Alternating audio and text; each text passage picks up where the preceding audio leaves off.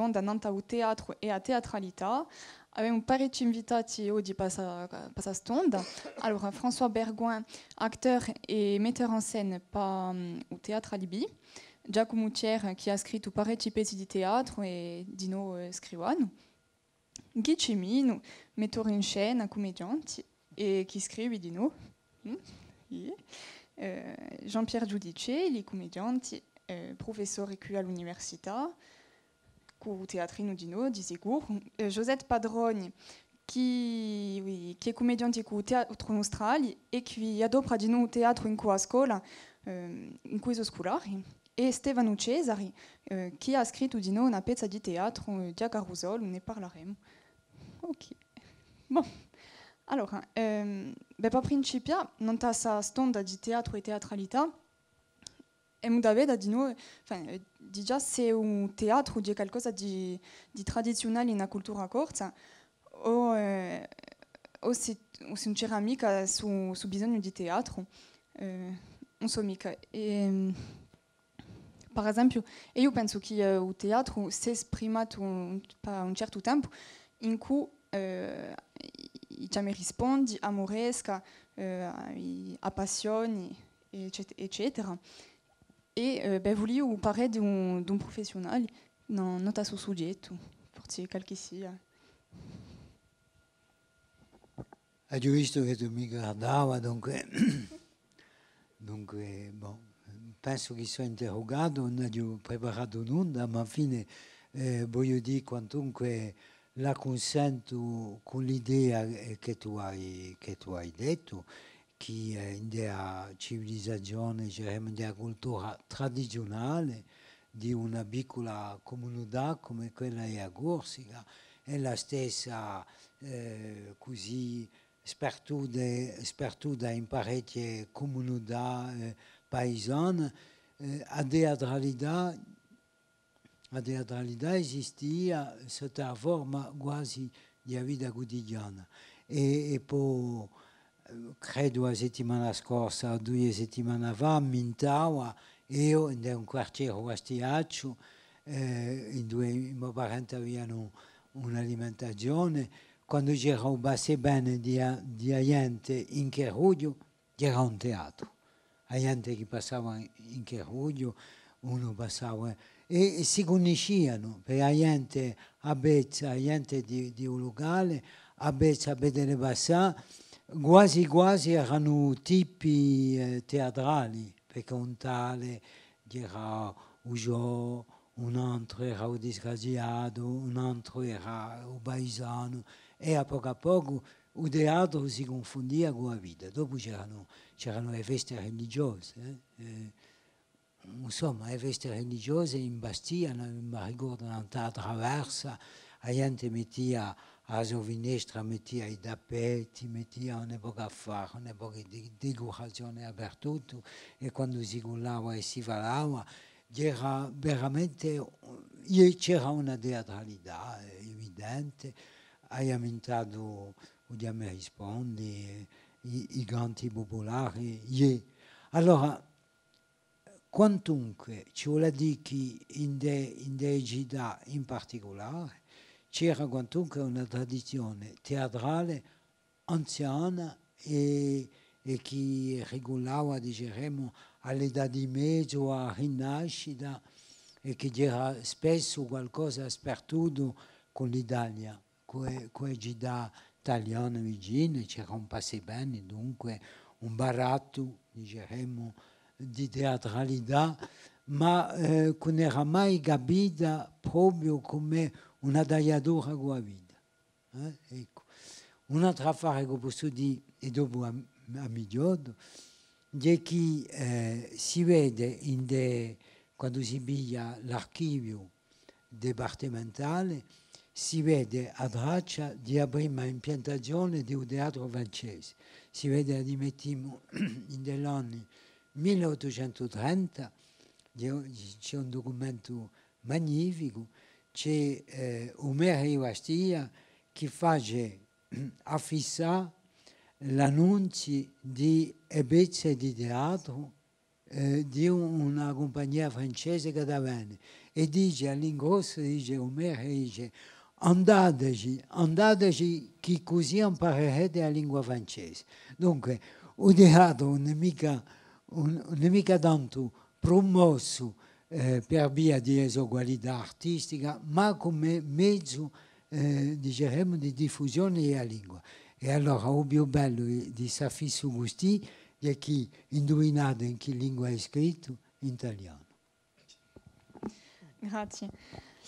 Allora, qui abbiamo parlato di teatralità, di tutti i gesti teatrali nella vita quotidiana, e quando si è cominciato a scrivere proprio il teatro, mi pare che era il XVIII secolo, con i Luciardi, con Batte la pesca, si vede subito che la gente ha scritto commedie, non sono mica drammi o tragedie, so commedie, perché c'era su bisogno di ridere, o forse che non hanno mica pensato a scrivere altri affari, non so mica.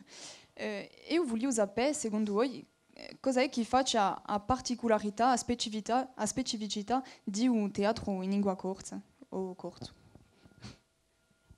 Non lo so, per un bananta a Giacomo, voglio dire che oggi, se tanto dicevano venite che imparerete il francese, oggi potremmo dire venite così imparerete il corso.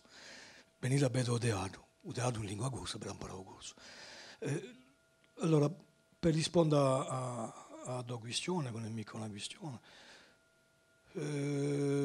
si può dire che c'è un teatro corso, posto che noi abbiamo qui, usiamo spesso in lingua corsa, non vuole mica dire che se l'è fatto in lingua corsa, di teatro corsa, se l'è fatto in lingua francese, non sarebbe mica teatro corso, si può fare teatro corso che è in francese, quando uno riflette e pensa a corso.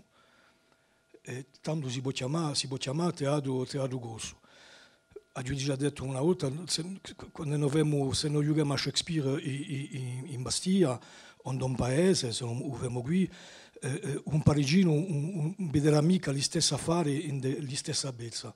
Dunque, a nostra, come noi siamo corsi, ma vede già altre bellezze, pure se le sue traduzioni, se mi complicato a cercare una bellezza che è scritta in corso, cioè le bellezze di grandi autori, che sono internazionali, che tutto il mondo vuole giocare. Shakespeare si gioca in francese, in cinese, in giapponese, in tutte le lingue.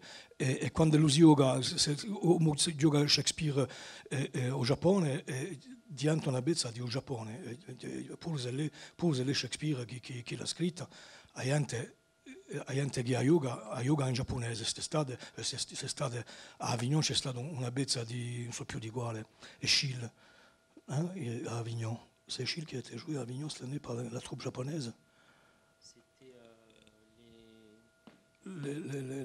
C'était Electro. Oui. Electro giocava per una dupla di Giappone e non era più una bezza greca, pure se all'origine è stata una bezza greca, ma giocavano con spirito giapponese, con i costumi giapponesi, eccetera, eccetera. Dunque, il teatro corso si può dire che oggi esiste da poi un bello pezzo, ha ammintato la Badala Pesca, dopo c'è stato Nodini, eccetera, eccetera, c'è stato Giacomo Mutiere. E dunque si può dire che c'è un teatro corso, c'è gente che scrive oggi di più in più, voilà qua, che voleva dire di più io. Vuole rispondere al teatro corso?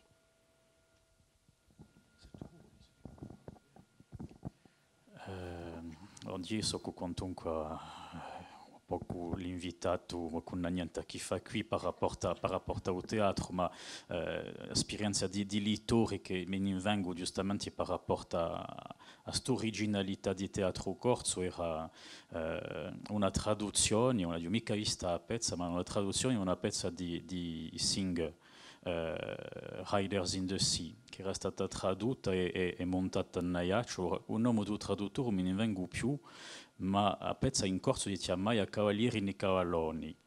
E taia sa particolarità ed era veramente messa in avanti, era stata tradotta tenendo una particolarità linguistica di un corso che era un corso capicorzino.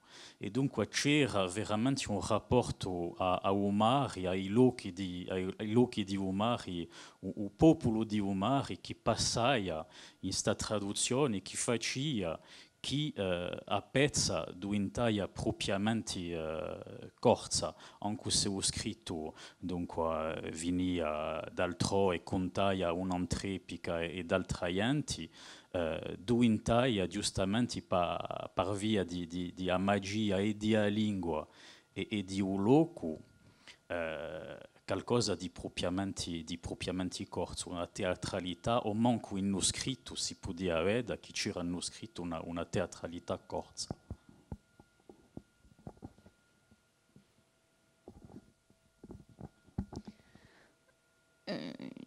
Allora qui in Corsica abbiamo tipo, enfin bon, o meno negli anni 70, un teatro in lingua corsa e un teatro in lingua francese. Et puis, donc, avec François Bergouin qui représente au théâtre à Libye.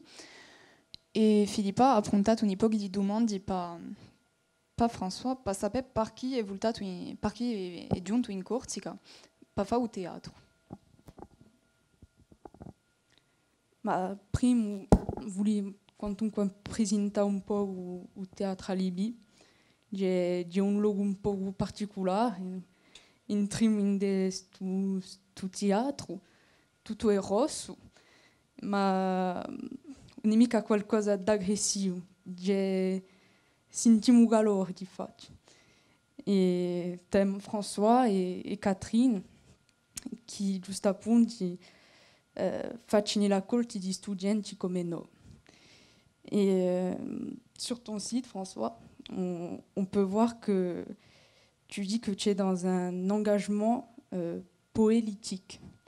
Et je voulais savoir si c'était pour ça que tu avais fait le choix de revenir en Corse et de t'installer ici. Alors, je ne suis pas revenu en Corse parce que je n'y suis pas né. Je n'ai aucun lien de famille en Corse. Par contre, c'est un réel, oui, c'est un choix, c'est pas un hasard. Ça aurait pu être le Pays Basque parce que j'y étais au milieu des années 70 avec des Irlandais. Ceux qui veulent comprendre comprendront. Voilà ce que faisaient des Irlandais au Pays Basque dans les années 70, mais c'est une autre histoire. Effectivement, je pense avoir toujours été attiré, ou en tout cas à cette époque, par des lieux où les hommes et les femmes et les hommes avaient quelque chose à défendre. Ce qu'on appelle aujourd'hui une identité. Je ne sais pas si ça s'appelait comme ça dans les années 70. En tout cas, vous entendez bien quand je parle, là, années 70. 76 n'est pas un hasard dans cette affaire-là. Et il me semble d'ailleurs que dans la fin des années 70, il y a à l'inverse des gens qui avaient un patronyme corse, qui sont... et c'est venu aussi avec 81, l'élection de François Mitterrand, ont décidé de venir, alors qu'ils vivaient à Paris ou ailleurs, de s'installer en Corse. Parce que je pense qu'il y avait pour chacun un projet politique à défendre. Quand je dis que nous faisons du théâtre politique, c'est tout simplement pas... C'est un mot qu'on a inventé pour faire joli, mais parce que le théâtre, c'est de la poésie, que je crois quand même que tout théâtre quand même que l'on fait est politique. Certains textes le sont un peu plus que d'autres. En tout cas, pour moi, faire du théâtre, oui, c'est mon engagement à moi au sein de la cité, au sein d'un territoire. C'est donc politique. C'est ma façon à moi de faire passer un discours, en tout cas de poser des questions. À l'inverse d'hommes politiques qui essayent de nous asséner leur vérité, moi je ne la connais pas, la vérité du monde. Il m'interroge ce monde, et c'est à travers le texte des poètes, et c'est pour ça que je te montre, mais nous sommes tous des poètes ici, même tout le monde d'ailleurs, que j'essaye de poursuivre le questionnement, de poser les termes du débat. Pour moi, le théâtre, c'est un lieu de débat. Je n'ai rien inventé en disant ça. Mais continuer à avoir cette idée-là. Je m'excuse de parler en français. Voilà. Non, mais je m'excuse. Vous parlez tous parfaitement le corse et moi, je n'ai pas fait cet effort, je l'avoue. C'était quoi la question?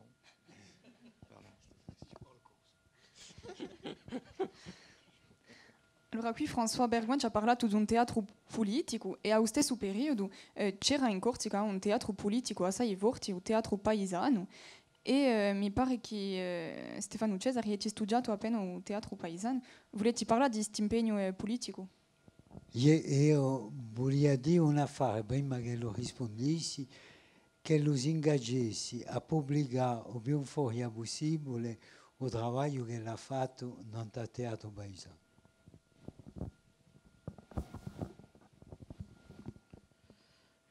Par là, in furia di teatro paesano, un teatro politico, ma un di teatro è politico. C'era un ingaggiamento di teatro paesano per rapporto a tutti i persone che l'hanno composto, che hanno partecipato, erano più o meno ingaggiati in una lotta, in una ricerca di identità, di indipendenza. Dunque c'era un impegno così di politico di gente che partecipavano. Dopo l'impegno politico a livello di lato artistico è più difficile di parlare per me, perché non so come è stato spettatore, so che ci sono gente qui che hanno visto o manco una pezza di teatro paesano. Era politico in un senso che era qualcosa che a livello di avere una scelta di ciò che era proposto a Veda di Randiaia. Di Randiaia era mettia la gente che erano qui in una maniera di inconforto, era qualcosa che scomodava gli spettatori, e penso che veramente un messaggio profondo al di là di un'identità era questo, un messaggio che era ricercato era questo qui, era un questionamento di società, ma di rapporto dell'individuo alla società qualche davussi. Un potere politico o anche un potere culturale. C'era volontà, allora più o meno dita da parte di Saverio Valentini, di Domenico Tognotti, più o meno coscienti anche, perché c'era può darsi qualcosa che non era mica maestrato, e qui Tognotti ha dici è movato più che teatro, è movato pro di teatro. Dunque c'era volontà di fare qualcosa, di stabilire un ensemble, un impegno, una ricerca, ma erano sempre pro di teatro. E c'era questa volontà giustamente di opporsi a tutto ciò che pisava, anche pure in una società tradizionale e anche pure in una società moderna. C'era volontà di opporsi, punto e basta. I testi erano assai forti come a Rimini, di un testo assai forte. Posso domandare a Stefano che lui ci spieghi come la si faceva a visione di un teatro di Tognotti, a visione estetica, come la si faceva, diciamo, come lui si faceva l'appagamento tra la ricerca dell'individuo e la ricerca popolare, fine di nozione di popolo, con l'estetica di Grotowski, mi pare, no? Allora, per rispondere giustamente a Rimini può darsi un po' a parte in nostro lavoro di teatro paesano. Penso che per rapporto a ciò che ci ferma da Rimini si può sempre presentare, c'è uno o due registramenti, mi pare, c'è sempre un scritto di a pezza, e a sola pezza che noi possiamo dire che ferma qualcosa di veramente una traccia vera, ciò che è stato fatto. A Rimini è veramente per rapporto a un momento, a un soggetto scelto, alla gente che si sono impegnati, c'era Renato Cotti, d'altronde un lavoro che doveva a Rimini e una parte di un lavoro intorno alle Sezza. Era se picca qui, dunque c'era una riflessione a non scritto, nanta ciò che podia, ciò che una scrittura podia portare per rapporto alla coscienza di un luogo, ma credo che Tonioti si da allontanare abbastanza presto, giustamente, di suo teatro di scrittura. In Rimini c'è una vera scrittura, c'è una riflessione, c'è un tratto di scrittura, c'è una struttura, e dopo Safari che non esiste più. Ad lavorare con Saverio Valentini, la maggior parte di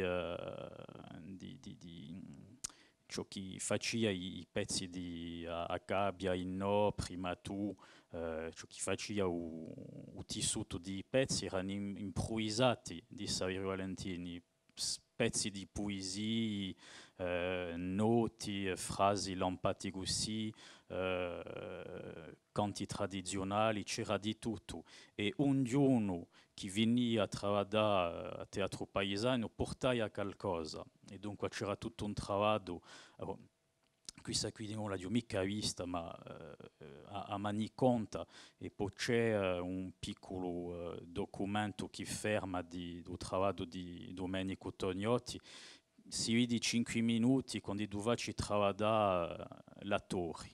Allora c'è tutto un lavoro fisico che pare adesso una lotta da sé a sé o contro l'altro.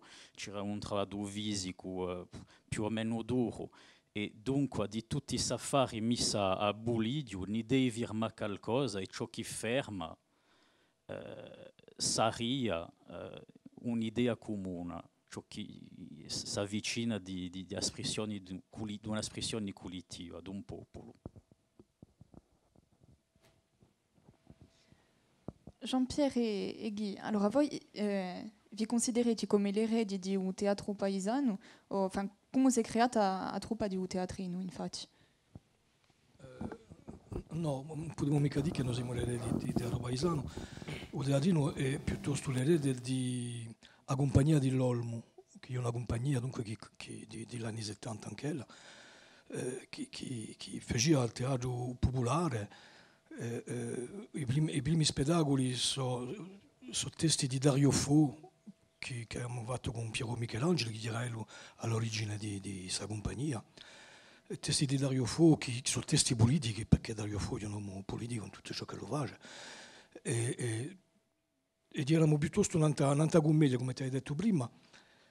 Bon, teatrino non ho mica fatto che commedie, ma si può dire che la maggior parte sono quantunque commedie.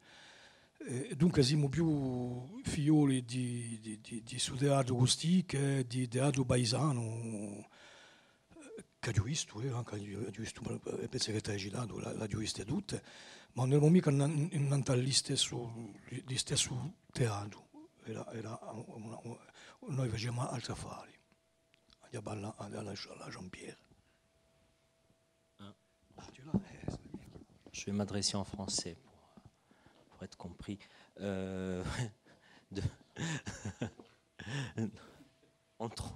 Non, mais c'est vrai que c'est assez étrange de montrer qu'en fin de compte que le théâtre, en tant qu'objet, c'est-à-dire un texte, une mise en scène, joué dans un lieu prévu à cet effet, c'est les années 70, et c'est en même temps où il y avait un questionnement sur la langue corse, que le théâtre corse est né à ce moment-là. Ça s'est trouvé en même temps. Théâtre avant, il y avait aussi quelqu'un qu'on n'a pas cité, c'est Noti Nidino, qui avait écrit plus de 80 comédioles, et que le théâtre en Corse, il a pris vraiment naissance au moment où il y avait le questionnement de la langue. Alors après, est-ce que la langue emmène une esthétique différente et singulière? Je pense que oui. C'est-à-dire que de faire du théâtre en langue corse emmène forcément un jeu sur le corps, comme le faisait Tonio Tigidira Sferrante, peut-être aussi un rapport au texte différent et une esthétique particulière. Je pense qu'on peut, sur certains spectacles, comme on dit maintenant, on peut définir avec Fellini, Pasolini, etc. On dit cinéma italien, Almodovar, on dit cinéma espagnol. C'est pas simplement la langue, c'est aussi un travail, un rapport au texte, des mises en scène aussi qui sont particulières et qui sont singulières, même si c'est des textes parfois qui sont empreints d'auteurs contemporains, je dirais, du monde entier, ou sur des créations originales de Jacques Thiers et de Guy. Je pense que on apporte une singularité qui est la nôtre. Et ça, c'est... Enfin, moi, je le vois, ça fait maintenant 20 ans. Hein, j'ai été, on va dire, formé au théâtre contemporain français, on va dire, hein, puisqu'il n'y avait pas d'école quand j'avais 18 ans après le bac. Et donc après, le fait d'être, je dirais, bilingue m'a aussi permis de rejoindre la troupe et de faire un travail en langue corse. Et c'est un travail en même temps différent, même si on fait évidemment le même métier, le même, je dirais, la même chose. Mais je pense que la langue apporte une singularité.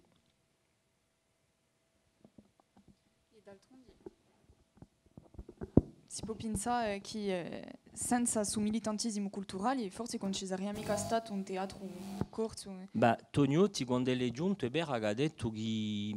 Bon, Tonio a quand même travaillé avec Grotowski, hein, donc il a fait un stage avec... Bon, c'est un grand metteur en scène pour les étudiants sur la bibliographie, c'est vers un théâtre pauvre, hein, donc très tonu, c'est-à-dire qu'il a essentiellement travaillé sur le corps, le cri, tout ce qui est impulsion, tout ce qui est travail corporel, sur la mémoire. Il y a aussi des références à Antonin Artaud.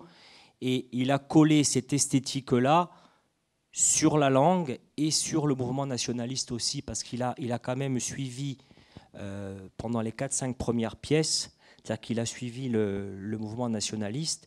Et ensuite, il s'est dirigé plus, hein, puisque son œuvre allait du logos au mythos, sur Missa peri Giovanali, où c'était plus du théâtre dansé, une expression du corps. Et c'est vrai que les gens se sont peut-être un peu moins reconnus dans cette esthétique-là.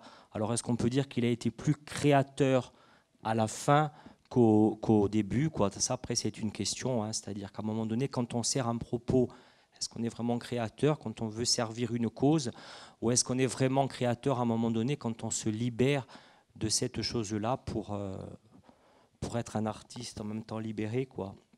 Voilà, quoi. Donc c'est un peu la question qu'il se posait aussi, quoi. Ciò che si può dire è che a principio a maggiorità di teatri corti si sono fatti per via di questo impegno o dominio culturale. Pa o teatro nostrale di noi posso dire che c'è un militantismo culturale che ci ha fatto nascere, diciamo, e a principio i pezzi erano arrivati diciamo solo per diventare la lingua, promuovere la lingua, far sentire la lingua al pubblico, e di più in più ci siamo avvicinati a un vero lavoro di commedianti, diciamo. Sepa, ci puoi contare appena?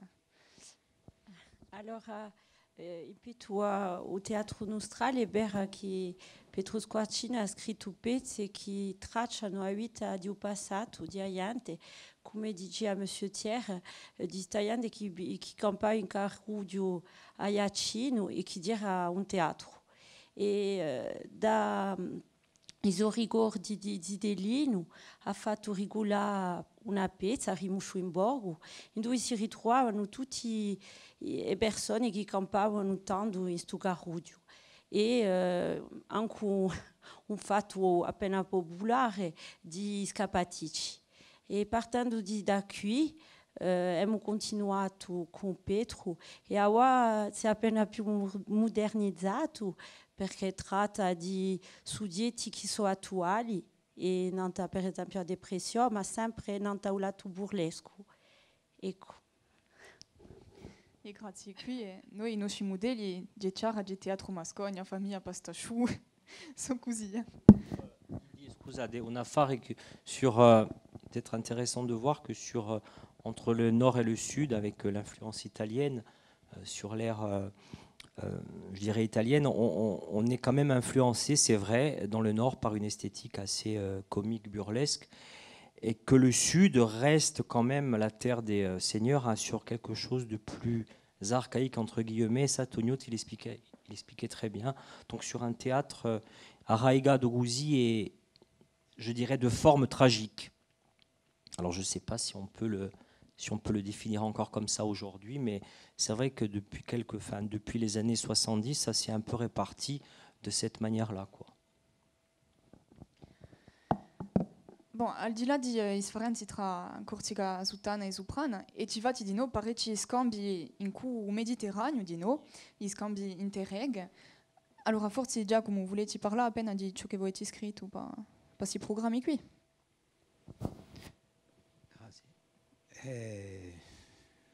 Bon, volevo mica allungarmi perché qui è un lavoro di 20 anni, poco preso, e di collaborazione, di cooperazione permanente con gente che all'inizio erano solo partenari, diciamo, di questi programmi e che a poco sono diventati amici. E dopo si passa così, si passa quando si fa un progetto, si pensa più, si fa un progetto perché ci vuole finanziare l'azione, ma in prima c'è un scambio per sopra le frontiere. Diciamo che l'estero sconfina, passa dall'altra banda ed è questo soprattutto che ci vuole guardare. E questo mi pare che esiste in tutta la gente che sono presente qui, ciò che lo fa Teatro Libì di noi, quando si presenta traduzione, di questo, un bel mica come lo si potrebbe fare un teatro qui, senza tenere conto di ciò che si fa al di là, diciamo, dei confini di Corsica. C'è stato un momento dato questa tentazione di ciò che lui chiamava fare un duetto, un nostro professore e maestro parecchi di noi, che chiamava, diceva, c'est le Molière corse. Parlando di Notini, le Molière corse vuol dire che c'è stata un'epoca in dove si vede spuntare un teatro. Allora il teatro non sta a scena, mica il teatro, diciamo, in Cheruglio, il teatro che si fa non torna a scena perché c'è una rappresentazione e questa è giusto appunto un specchio, come la diceva la nostra collega, è un specchio di una società che non abbiamo sotto l'occhio e che non potremmo vedere e che non potremmo partecipare con noi. Il teatro di cooperazione mediterranea per me è nato con gli anni 90. Abbiamo potuto mettere in ballo un lavoro che ne abbiamo anticipato con qualche persona scontra in Italia e in particolare Leonardo Sole dell'Università di Sassari, che posso dire come è nato da fare. A me mi piacciono le aneddote. Un giorno c'era in traccia di sorvegliare le prove di Ouachillier in Bastiglia e una collega mi faceva passare un testo che era Pedro Zara di Leonardo Sole, che era in sardo e in italiano. Dunque l'ho letto, mica durante le prove di Oaco, perché questi hanno sorvegliato quelli che componevano. Ma dopo l'ho letto e mi è parso interessante, abbiamo fatto subito la traduzione, l'abbiamo fatta giocare in Corsica, in particolare con Arrigo Almeida, che tanto era scolare e che ha giocato il ruolo di Pedro Zara. E poi dopo c'era Patrizia Boli, con quale noi facevamo già, e poi altre persone.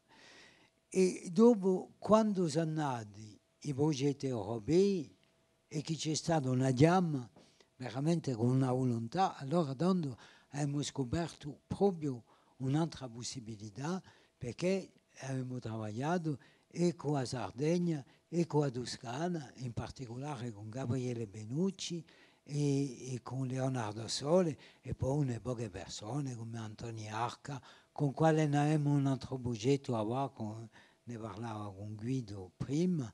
Ecco, dunque, chi di questo teatro così? È un teatro che passa bene, è un teatro che dà e che piglia, ed è un teatro per sopra le frontiere che finalmente nega le frontiere, o piuttosto riconosce, ma come un territorio, diciamo, dell'altro, ma mica l'altro che è un straniero, l'altro che è piuttosto un vicino, quello che in due pianta un territorio pianta qui e principia un altro territorio in due posso andare, ma a condizione di battigliare con l'altro e di avere affari importanti a fare. È una forma, diciamo, di scoperta e di riscoperta e di un'identità pattigliata con l'altro.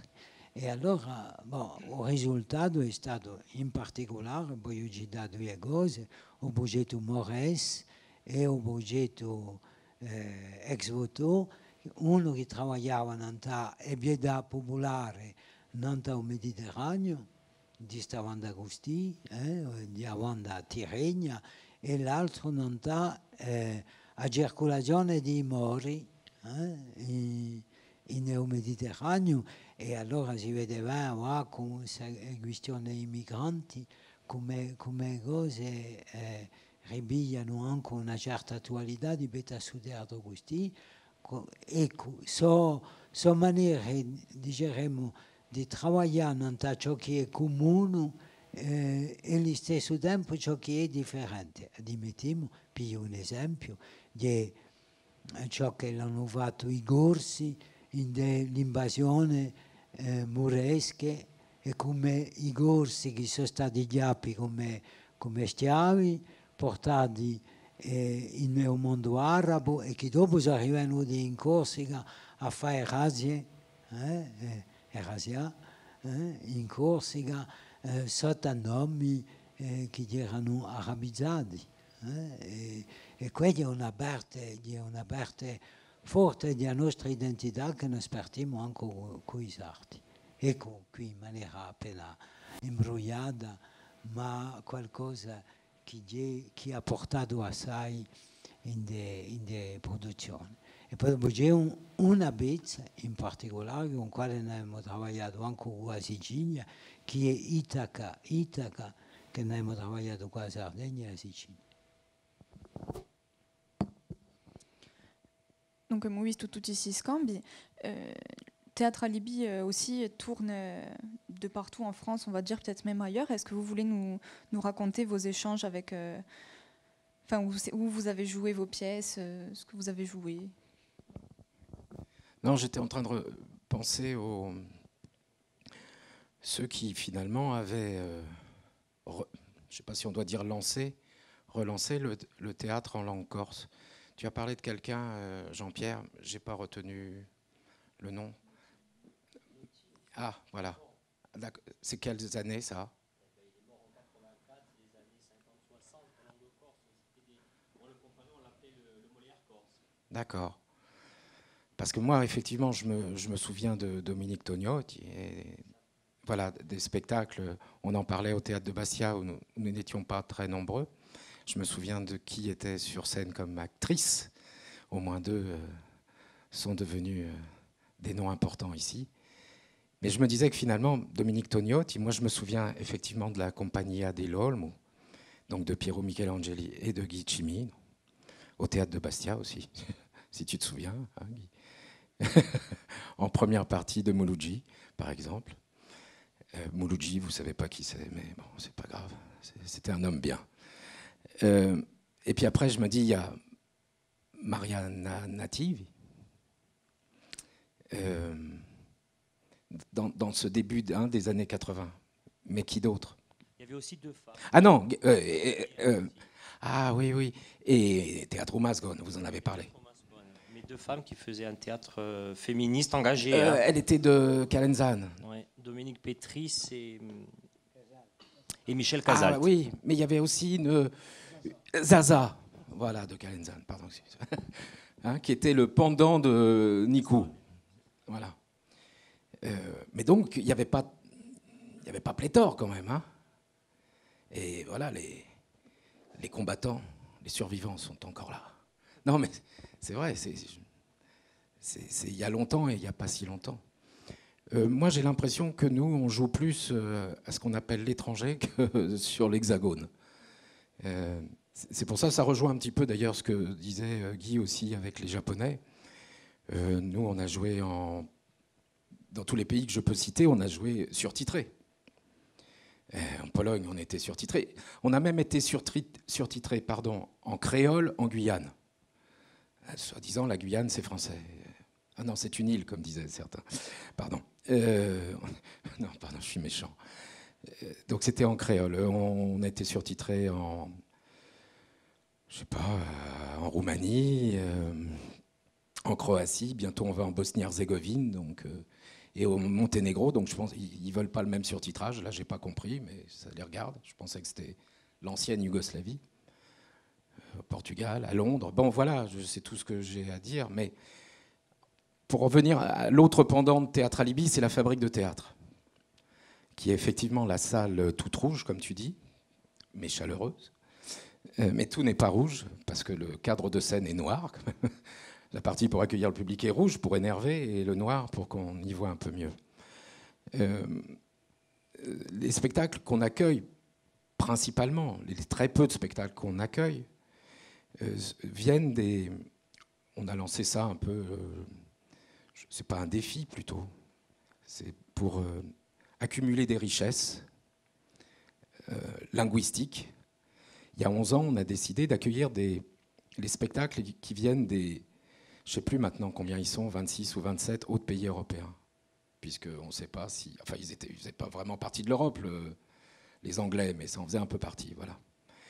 Et, tout simple, et donc, les spectacles qui viennent chez nous, que ce soit du théâtre, de la danse, mais principalement le théâtre, les spectacles sont surtitrés dans la langue d'origine.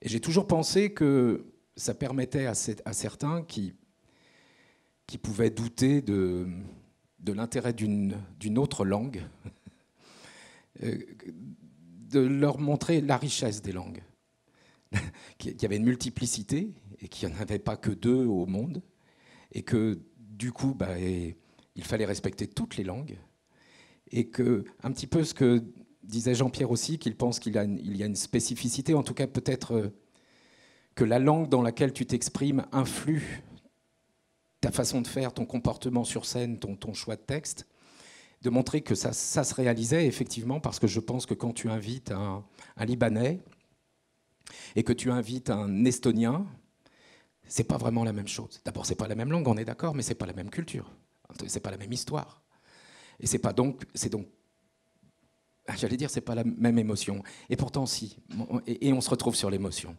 Et ça, c'est ça qui m'intéresse bien. Les 2 prochains spectacles que nous accueillerons, je peux vous le dire puisqu'on l'a décidé ce matin.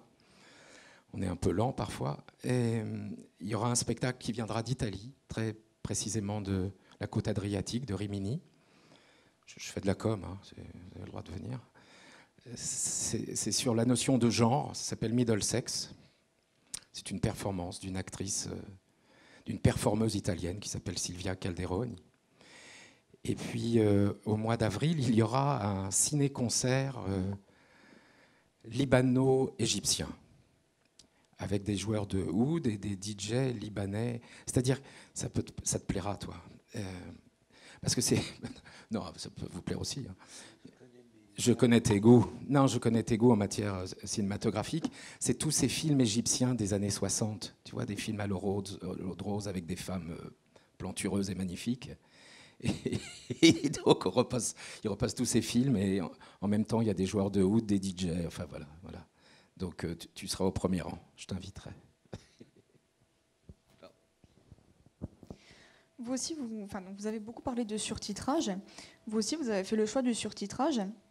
Est-ce que, des fois, vous pensez que ça n'enlève pas, on va dire, à la vision qu'on a du théâtre? Moi, je vois, des fois, je suis plus tentée à regarder l'écrit que le jeu. Oui, mais par exemple, si vous allez à Avignon, Avignon, tous les ici, 98... ici, ceux qui ne comprennent pas, quand même, ça les aide à suivre quand même l'histoire, la fable, quoi. Donc après, c'est quand même... oui. C'est vrai que c'est gênant quand c'est surtitré en haut. On regarde le texte, on n'a pas le temps. Bon, voilà, il y a ce mouvement-là qui se fait. Mais bon, c'est parfois nécessaire. Il y a des gens qui comprennent rien du tout. Donc, quand on a joué en Roumanie aussi, c'était surtitré en anglais, en roumain et en français. En roumain, ouais. Il y avait 3 surtitrages. Comme ça, les gens, je ne sais pas ce qu'ils regardaient comme texte. Mais voilà, parfois c'est nécessaire. Hein. C'est vrai, comme dit Jean-Pierre, si on va jouer à Avignon, on a besoin. Et en Corse aussi, parfois il y a besoin. Il y a des gens qui nous disent on serait venu volontiers, mais on ne comprend pas le corse. Alors on a beau leur dire bon, c'est quand même du théâtre, il y a une vision, on voit des choses. C'est visuel. Si on arrive à rentrer dedans, on peut rentrer dedans, même si on ne comprend pas tout, mais qu'on a un petit peu l'histoire, ce qui se passe. Quoi. Je veux dire, il y a des spectacles qui sont très visuels. Mais bon, ça ne sert à rien, ils ne comprennent pas, Oui. Tu te souviens, dans La solitude des champs de coton, C'était bilingue, oui. qui a été donné ici, donc de Bernard-Marie Coltès, traduit par Marc Biancarelli, et qui est de Porto Vecchio, de l'Ospedale. Et alors l'idée, c'est si vous connaissez cette pièce, il y a 2 personnages, il y a le client et le dealer. Le dealer était joué en français et le client était joué en Corse par Pierre-Laurent Santé. Pierre-Laurent, évidemment, parlait en Corse du Nord et c'était surtitré en français. Et le dealer parlait en français mais était surtitré en Corse du Sud. Voilà, c'est tout. Je ne sais pas si c'était beau, c'était comme ça. Oui, non, mais moi j'ai vu la pièce, hein, je l'ai vue d'abord au Théâtre Léby, puis ensuite elle a été programmée ici. Moi je trouvais ça intéressant quoi, justement de mélanger les 2 langues. Et je trouve que ça apporte toujours... et c'est intéressant de voir justement entre les 2 rôles et entre ce qu'induit la langue à chaque fois au niveau du jeu, quoi, et de montrer cette différence entre client et donc dealer, qui était marquée bien sûr par la différence des rôles, mais là en plus par la différence des langues aussi. Donc ça emmenait, ça rajoutait à la mise en scène une esthétique supplémentaire et donc intéressante. Et là, c'était justifié parce qu'après, il ne faut pas non plus des fois, est-ce qu'une traduction, elle est justifiée? Est-ce qu'on peut tout traduire aussi en langue corse? Est-ce que c'est intéressant de tout traduire en langue corse? Est-ce qu'on peut monter n'importe quel théâtre en langue corse? Ça, je ne sais pas, j'ai pas la réponse, quoi. C'est quand même une vaste question. Simplement pour une anecdote encore. Vous avez compris combien j'aime ces choses-là. C'était au théâtre de Saint-Pétersbourg. J'étais avec l'association IITM, l'Institut international du théâtre de la Méditerranée. Nous assistions à une pièce, évidemment, en russe. Je faisais partie de la délégation française, donc, et nous étions placés de telle manière dans la salle. Il y avait 2 surtitrages, un en anglais et l'autre en italien. Voilà, ils avaient réparti ainsi les choses. Alors, figurez-vous que j'étais du côté de la délégation française et on ne voyait pas dans ce théâtre, il y avait une avancée du balcon trop importante. On ne voyait pas la partie en anglais, on ne voyait que l'italien. Et tout le monde protestait, là. Toute la délégation française protestait, c'est un scandale. Et moi, je ne disais rien parce que je comprenais tout. Après, moi, je voulais rajouter une chose, c'est le plus important, je crois que c'est l'émotion. Moi, la pièce qui m'a apporté le plus d'émotion, je n'ai absolument rien compris à la fable et à l'histoire. C'est une mise en scène de Lev Dodin à la MC 93. C'était une pièce en langue russe. Et c'était magnifique, là. C'était Claustrophobia et Godéamus qui avaient fait une tournée avec la MC 93 et la Comédie Française. Et ça a été vraiment un choc émotionnel, quoi. On ne comprend pas, l'histoire et ce qui se passe, mais vraiment, on est vraiment touché intérieurement, quoi. Donc, je pense que la langue n'est pas, un obstacle par rapport à la compréhension ou par rapport à l'émotion, parce que je pense que le théâtre, c'est vraiment ce qu'on ressent intérieurement, quoi.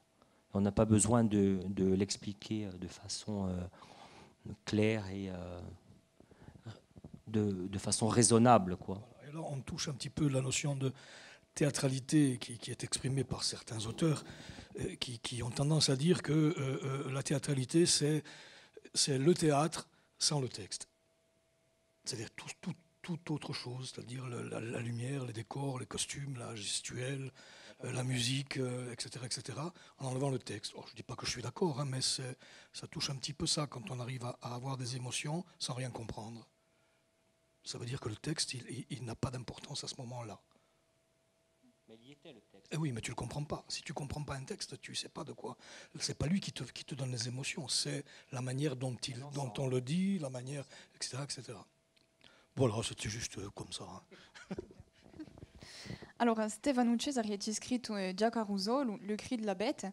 In che lingua è scritto? Come sono stati fatti scelti di messa in scena? Enfin, aux oggetto, appena tutto qui.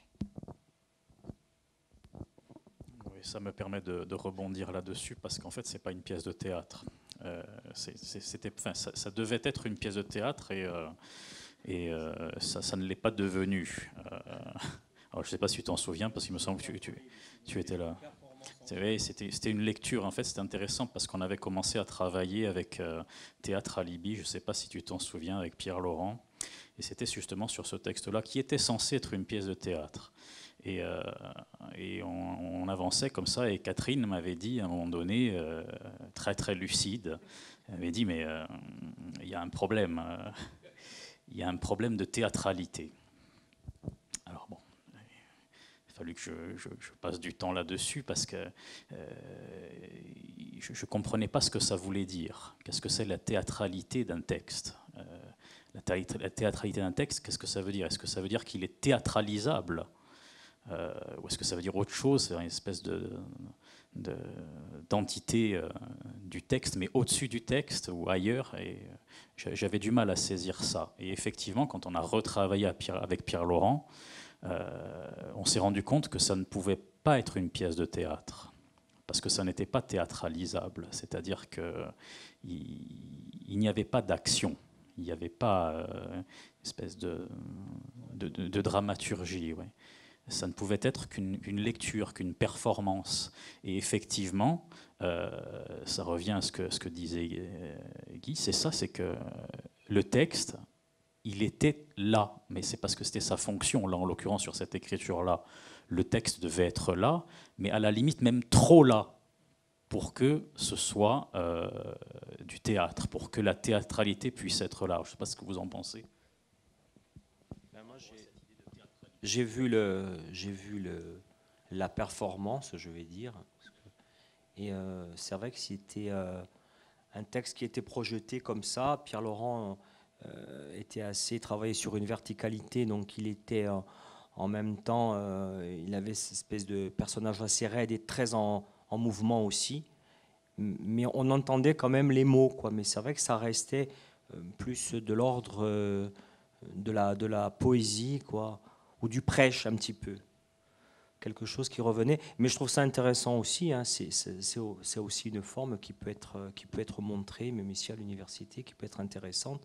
Il n'y a pas non plus que des formes de théâtre entre guillemets abouties sur des textes dramatiques qui sont écrits en vue d'être représentés. Ça peut être aussi un travail intéressant. Ou comment on peut théâtraliser un texte qui ne l'est pas et écrire après une dramaturgie dessus pour qu'il puisse devenir justement théâtralisable, quoi. Donc ça peut être un autre travail aussi, quoi. Mais il y avait quand même un message fort, quoi, du moins dans ce texte-là. Je me souviens, je l'avais vu à Folleli, à la médiathèque. Par rapport à cette idée de théâtralité, ça voudrait dire qu'il y a des espaces de parole ou d'actes ou d'être là où la théâtralité est absente. Elle n'est pas tout le temps là, mais des fois, un texte, après, en étant retravaillé, peut aussi à un moment donné donner naissance à, je dirais, un autre objet, un objet théâtre, même si, je dirais, au départ, le texte n'est pas forcément écrit. Est-ce que vous avez pensé, quand vous avez écrit, est-ce que vous avez pensé à écrire le texte par rapport à un espace ou pas? Par rapport à l'espace de théâtre, à l'espace du jeu? Ou est-ce que lorsque vous l'avez écrit, c'était... Alors, quand on avait écrit ce texte avec Pierre Laurent, c'était un texte que j'avais écrit pour Pierre Laurent, hein, mais effectivement, on était sous l'emprise des champs de coton.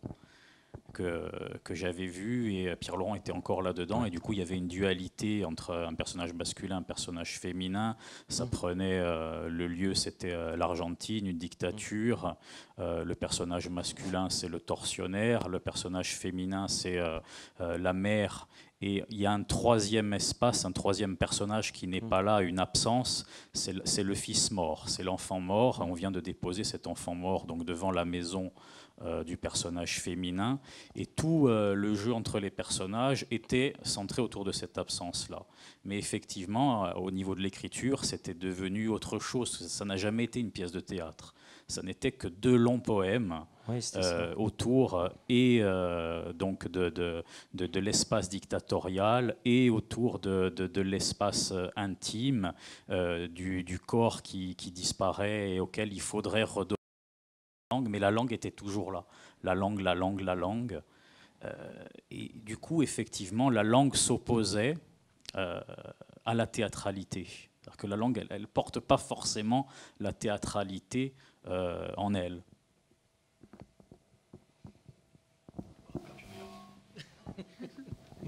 Oui, puis Pierre Laurent, il bouge même quand il n'y a pas de texte. E ma parla forza qua d'un altro tema che è la formazione al teatro. Allora, ci ponesse 2 radio, allora forse con François Bergoin mi aveva a trasmissione di un teatro stesso che a prepa di Bastiglia, e con Josette Padroni mi aveva a trasmissione di a lingua, posto che mi detto che il teatro era di nuovo un mezzo di trasmettere a lingua corta, e volevo sapere come si passava in a scuola, pa quito scolare. Prima, so posso pigliare la parola perché volevo dire qualcosa non da teatralità, e così. Bon, e per dire che a Minta Rimido di Jean-Pierre Lanfranc, che l'ha rappresentato poco fa qui, e io l'avevo letto su destra, giusto appunto da destra, e mi aveva parlato assai, ma da destra, mi aveva sbloccato un immaginario personale. E poi, quando l'ho visto, non l'ho mica assistito, ma ho visto video di un spettacolo, ho trovato che era una meraviglia, proprio una meraviglia. Un esempio, secondo me, perfetto tra, diciamo, addigitura, espressione fisica di una persona che gioca in più una pezza di teatro con un solo personaggio, quindi una performance individuale proprio, e mai il teatro non ci perde, e mai il testo non ci perde. Al contrario, ho ripigliato il testo, mi è parso anche più bello. Ecco, mi pare che cose così, a teatralità è anche un mistero. Un'altra affare, ho assistito un giorno nell'isolotto di Șoar, dunque in Croazia, l'isolotto di Șoar dicono che c'è il primo teatro municipale d'Europa, una so se è vero, ma ho assistito a una pezza in veneziano anziano, ho capito nulla, ho capito anche il contrario, mi pare, è proprio. Dopo mi hanno spiegato il senso, ma messo a campo di sente a lingua e di vedere io il l'attore. È così. Scusa. E forse che a teatralità arriva qualcosa di più al testo, semplicemente, che pida un'altra dimensione. Capire il contrario è sempre capire qualcosa. Allez, parliamo di a trasmissione di a lingua. Allora, io sono qui per parlare di un'esperienza che ho messo in ballo nella mia scuola nel teatro come strumento da imparare per favorire l'interazione e competenze linguistiche tra i disegni.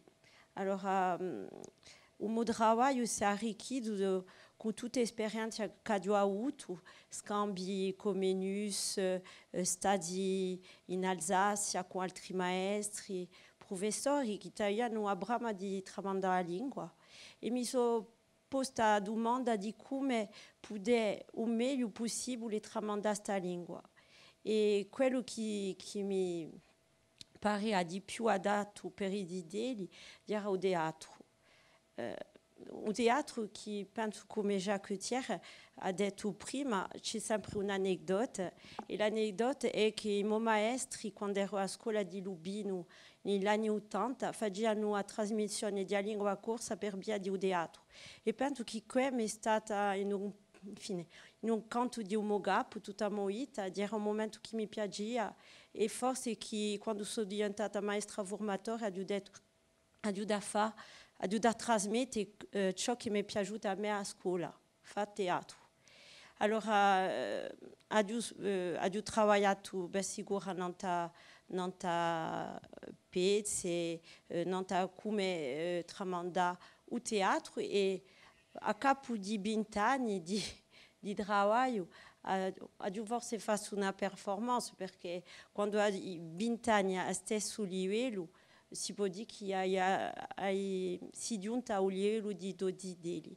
Ho letto un libro di Anemone Jäger-Jaillet che dice che la differenza tra un zitello bilingue di nascita, che campa una situazione bilingue in casa, e un zitello che campa una situazione bilingue in scuola, gli manca la lingua dell'affetto. E penso che il teatro può portare questa lingua dell'affetto, perché si campa veramente. Ce sont des c'est la pseudo-réalité au teatro. E per questo si avvicina di più a ciò che il zitello può campare, e che penso che dia una verga assai importante per attramandare la lingua. Allora, io ho scritto un'altra cosa. Allora, voglio parlare di questo. E dopo comprerà du conquet. Ho letto un libro, non ho letto assai, ma questo è assai importante per me, perché mi tocca assai. Di un libro di... aspettate, ritrovo un nome. Di una maestra formateur di Neuchâtel, che in fait ha scritto un libro nanta essere commediante o essere insegnante di stesso mestiere. Sta donna di Neuchâtel, maestra formatore, mi vedo un po' in ella, perché ella di noi tramandava la lingua per via di teatro, e dice che in riassunto ci potrebbe esistere due triangoli, uno pedagogico in scuola che usa per il maestro scolare, e un triangolo drammaturgico, il testo commediante e lo spettatore. E un elemento che riunisce questi due mestieri, quello di maestro e quello di commediante, è quello di presenza, per tramandare un sapere. L'idea maestra che non possiamo ridere è lo sviluppo di un sapere essere per l'insegnante, che potrebbe farlo dietro di una formazione che piglierebbe nascita da un lavoro di un commediante. Ecco, e con questo che compio. Ti ringrazio, Josette. Alors, François Bergouin, oui, Philippa, tu avais préparé des questions par rapport à la formation de la prépa avec le théâtre? Oui, juste pourquoi tu as fait le choix à un moment donné de créer ce groupe KO Debout avec les étudiants de la prépa?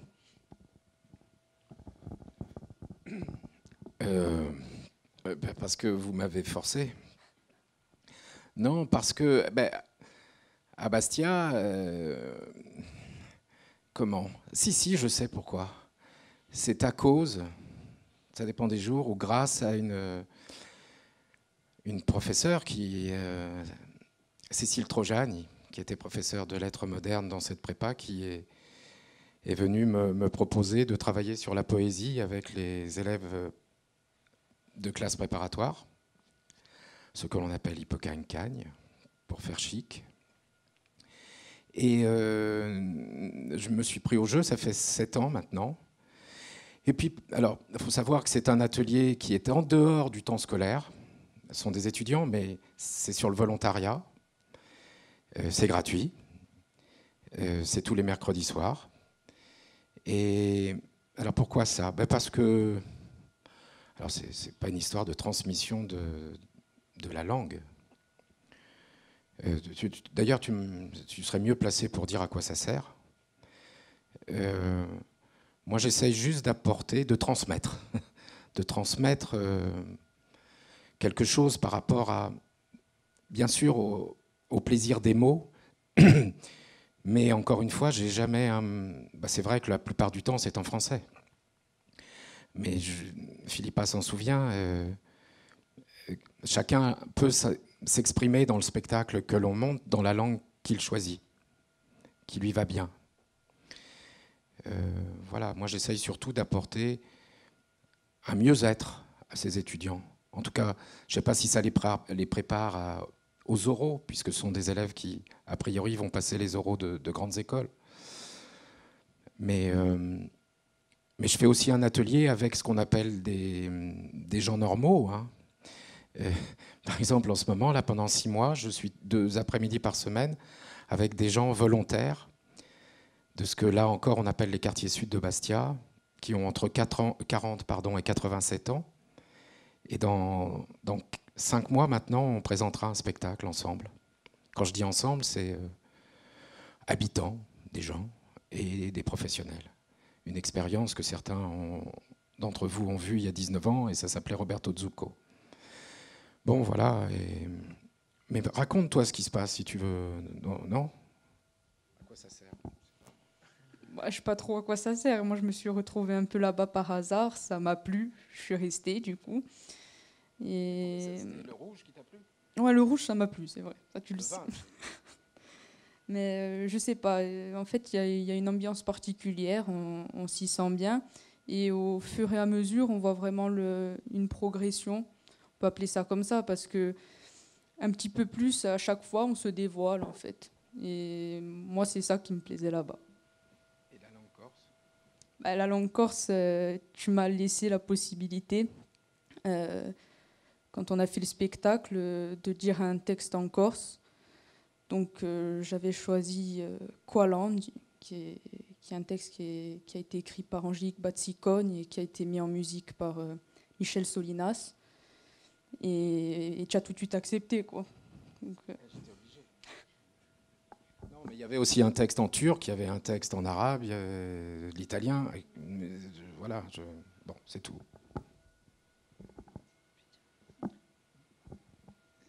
Sur la pédagogie, sur les rapports entre la pédagogie et le théâtre, moi, encore une fois, une autre anecdote, une expérience. J'étais maître auxiliaire à Nice dans les années, je ne sais plus, il y a longtemps. Et j'avais reçu ma première visite d'inspection. L'inspecteur régional avait dû trouver que j'étais un peu coincé. Il m'avait donc conseillé d'assister à un stage de théâtre. Ce que j'ai fait immédiatement, j'étais très obéissant à l'époque. Et donc, j'ai passé une semaine où tout a été révélé pour moi. Ben oui. Et aussitôt, j'ai fait passer cette idée-là. Et lorsque j'ai été militant du Corse, il m'a semblé que c'était évident. Pour transmettre le Corse, il fallait faire ce que vous évoquiez tout à l'heure, c'est-à-dire diffuser dans un espace-temps limité mais contrôlé, un message susceptible d'être reproduit. Alors là, il ne s'agit pas de libre expression, mais un espace et un message susceptible d'être reproduit par des gens qui peuvent contrôler leur effort dans un laps de temps réduit. Et là, c'est payant, c'est ce que vous nous avez montré tout à l'heure, et lorsque ça se poursuit. Donc, moi, je suis passé tout à fait naturellement au théâtre d'abord, avant de passer au Corse. Avant d'être militante du Corse, j'ai été militante de l'expression et du contrôle de l'expression à travers la langue. Voilà. Je pense qu'on va conclure avec les questions des étudiants, s'ils en ont. Donc on a fini sur cette partie de la pédagogie. Voilà, j'aurais aussi voulu savoir un peu votre ressentis, vos expériences par rapport au théâtre. Voilà. Est-ce qu'il y a des questions? Lily? Oui.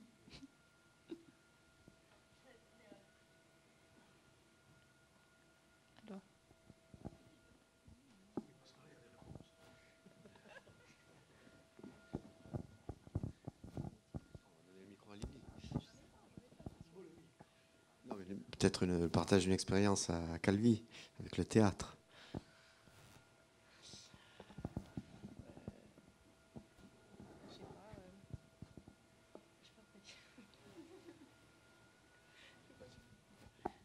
Non, ci volevi mica forza. Oui.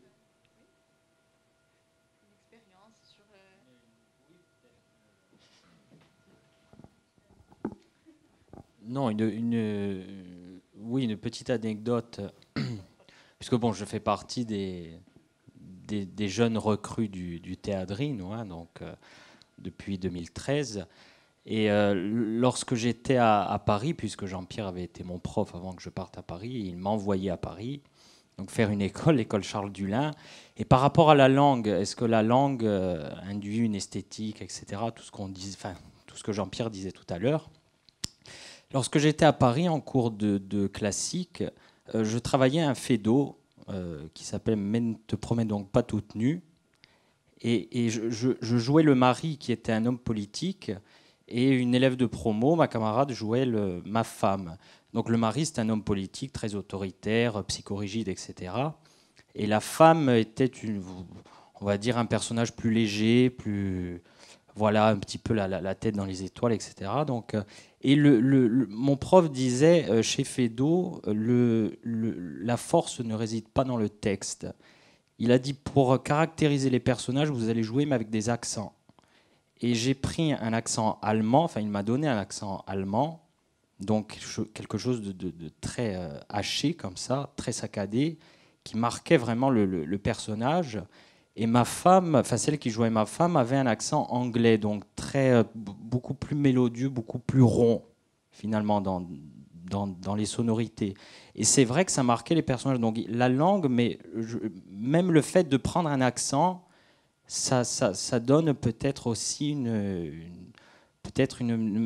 esthétique différente. On ne bouge pas de la même manière, on ne réagit pas de la même manière, le corps ne réagit pas de la même manière, quoi. Voilà, c'était une petite expérience que je voulais partager pour... Oui, c'est très bien, Guy, hein, tu as vu Moi, je peux peut-être dire 2 mots sur les aspects didactiques aussi, parce que c'est une passion que je partage avec Josette. Je ne suis pas très spécialiste de théâtre au demeurant, mais je crois vraiment que dans les perspectives d'apprentissage de la langue corse, oui, entre autres, hein, parce que bon, ogni lingua si può imparare col teatro, la didactique a vraiment développé toute une panoplie, toute une boîte à outils pour enseigner les langues à partir du théâtre. Et ça peut être du théâtre, mais ça peut être du jeu de rôle. Ce qu'on a vu tout à l'heure, en fait, c'était du jeu de rôle. Et la transposition sur le réel, elle est, bien entendu, quand elle est possible, elle est vraiment efficace. Pour l'anecdote, Jacques Thiers était passé me voir, j'étais à Trave, on ne dira pas la date non plus, ça commence à faire long tout ça. Et en petite section maternelle, à Trave, donc en pleine zone militaire, comment faire de la langue corse. À l'époque, on parlait de Corse intégrée. Et l'artifice qu'on avait trouvé, c'était d'utiliser une marionnette qu'on avait appelée Cataline, que j'avais appelée Cataline. Et cette marionnette ne pouvait parler qu'en corse. Donc du coup, pour avoir accès à la langue, il fallait passer obligatoirement par le corse. Ce genre de stratégie pédagogique est hyper efficace. Et ensuite, mais je crois qu'on pourrait ne se contenter que du théâtre, ne faire que du théâtre pour faire un enseignement complet qui pourrait, par exploitation ensuite, proposer des séances de grammaire, d'écrit, etc. Mais je crois qu'on peut ne faire que du théâtre, du jeu de rôle, du théâtre ensuite un peu plus, en tant que pièce, un peu plus littéraire. Mais on pourrait ne faire que ça dans le cadre d'une progression. D'ailleurs, des ouvrages, je pense à Gilbert Romagne, ont proposé carrément des progressions uniquement faites par jeu de rôle, par pièce de théâtre, avec, bien entendu, dans les contenus, une exploitation didactique de tout ça. Donc, moi, je pense vraiment qu'en didactique des langues, le théâtre est une panacée. C'est vraiment quelque chose d'extraordinaire qui donne à la fois de l'effort et du plaisir. Et trouver cette méthode-là, c'est difficile dans le cours traditionnel, le cours magistral. Donc voilà, je ne sais pas ce qu'Étienne peut en penser au niveau du collège, mais je crois que ce sont des stratégies qu'on peut adopter régulièrement et de façon très efficace. Ecco, adesso di giuro.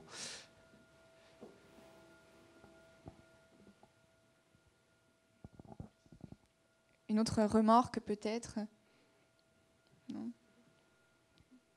Vous, Stéphanie? Oui?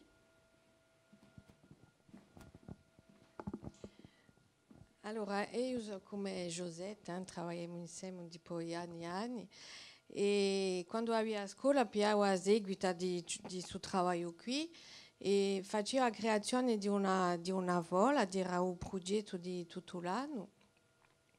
E questo progetto era a fine un spettacolo di fin d'annata, i titoli, facevo lavorare i titoli in giro all'improvvisazione per far nascere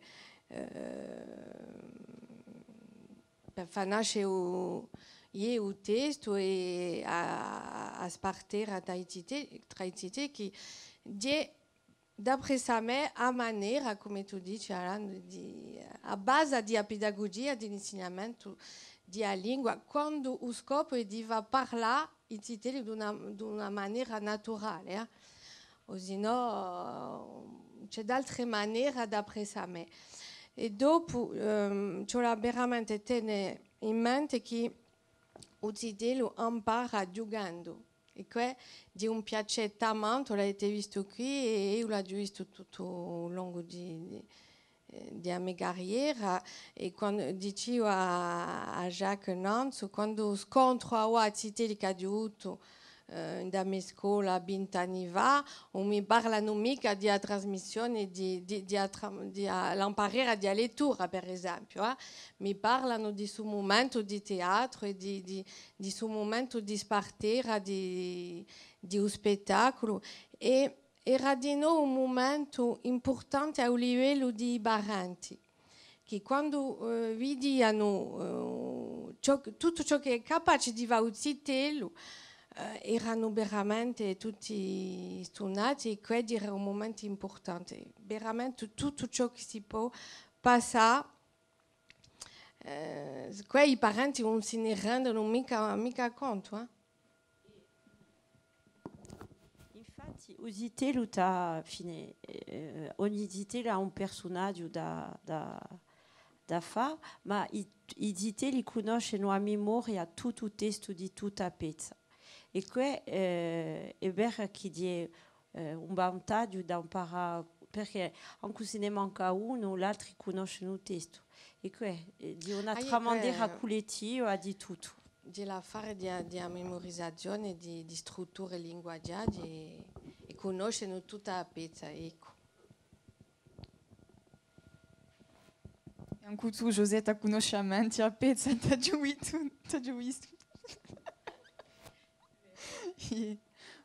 Bon, se non ci sono mica altre domande, penso che possiamo compiere su dibattito assai interessanti. Nanta teatro e a teatralità, vi ringraziamo a tutti dei 6 minuti e vi ringrazio e vi dico alla prossima.